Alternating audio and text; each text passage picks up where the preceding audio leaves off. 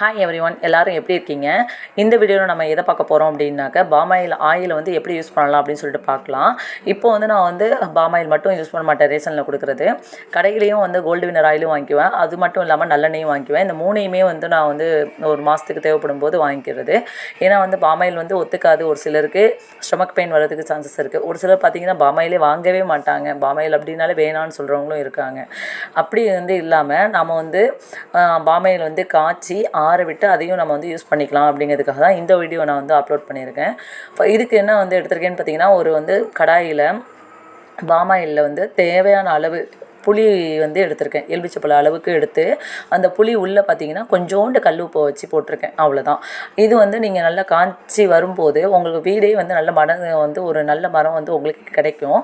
அந்த ஸ்டேஜில் நீங்கள் வந்து அடுப்பை வந்து ஆஃப் பண்ணிடலாம். இல்லை அப்படின்னா இந்த மாதிரி புளி ரொம்ப காஞ்சிச்சு, எண்ணெய் காஞ்சிச்சு அப்படின்னா புளி வந்து கருகி போயிடும். அப்போ புளி கருகிடுச்சுன்னா எண்ணெயே வந்து டோட்டலாக டேஸ்ட் மாறி போயிடும். அப்படி இல்லாமல் நம்ம வந்து ஒரு பதமாக வந்ததுக்கப்புறம் அடுப்பை வந்து ஆஃப் பண்ணிடலாம். ஆஃப் பண்ணிவிட்டு நீங்கள் ஆற விட்டுட்டு உங்களுக்கு தேவையான பாத்திரத்தில் நீங்கள் வந்து மாற்றிக்கலாம்.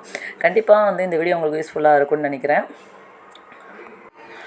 நான் வந்து இந்த பாமாயில் கவரை வந்து அப்படியே தூக்கி போட மாட்டேன் டஸ்ட்பினில். இதை வந்து நான் சின்ன சின்னதாக கட் பண்ணிவிட்டு ஒரு டப்பாவில் வச்சுக்கிட்டு பிள்ளைங்களோட ஷூ வந்து பாலிஷ் பண்ணுறதுக்காக இந்த கவரை வந்து யூஸ் பண்ணிக்குவேன். இதுக்கப்புறம் பார்த்தீங்க அப்படின்னாக்கா நம்ம வீட்டில் டோர் இருக்குல்ல, கிச்சன் டோராக இருக்கட்டும், பெட்ரூமாக இருக்கட்டும், இல்லை ரெஸ்ட் ரூம் டோராக இருக்கட்டும், அதுக்கு வந்து நீங்கள் என்ன பண்ணீங்க அப்படின்னா அதை க்ளீன் பண்ணிவிட்டு அதுக்கப்புறம் இந்த கவர் வந்து அப்ளை பண்ணிங்க அப்படின்னா ஆயில் வந்து லைட்டாக இருக்கும்.